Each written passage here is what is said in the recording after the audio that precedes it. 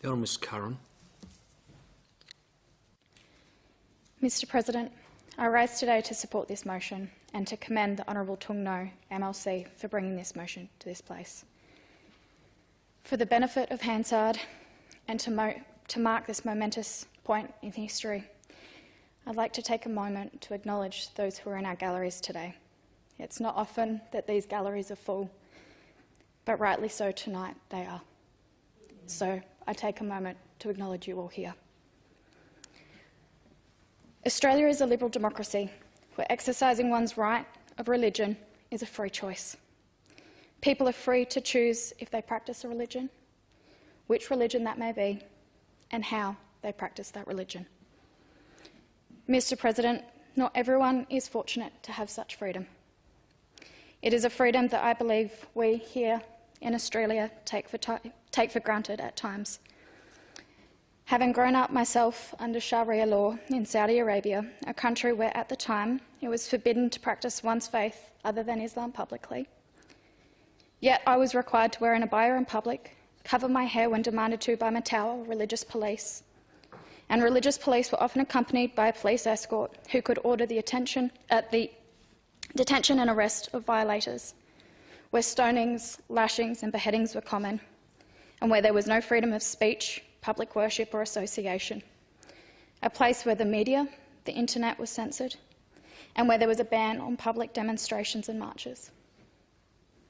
In some countries, wearing or not wearing a hijab is not a choice. In Iran, the hijab is mandatory. Mr President, the death of Mahsa Amini, a young Iranian Kurdish woman, while in police custody for allegedly not observing the strict mandatory hijab laws, has sparked protests across Iran and throughout the world. The initial protests were mostly by Iranian women, largely high school and university students, but they have galvanised both female and male Iranians to stand up for freedom. The nationwide protests have included women burning their hijabs and cutting off their hair, and have resulted in the deaths of protesters. Some protests have been taken to psychological institutions to reform and re-educate students to prevent antisocial behaviour, as stated by Iran's Education Minister Youssef Nouri last month. He said, "It is possible these students have become antisocial characters and we want to reform them," as he told the Shagro newspaper, adding that students can return to class after they've been reformed. 22-year-old Mahsa Amini died after being taken to a re-education centre by state morality police for not abiding by the state's conservative dress code. Amini's death has sparked weeks of anti-government protests that have spread across the country and throughout the world. Mr President, Iranian officials have said that Mahsa Amini died after suffering a heart attack and falling into a coma following her arrest. And according to Amtiyad News, an Iranian media outlet which claimed to have spoken to Amini's father, her family has said that she has no pre-existing heart condition.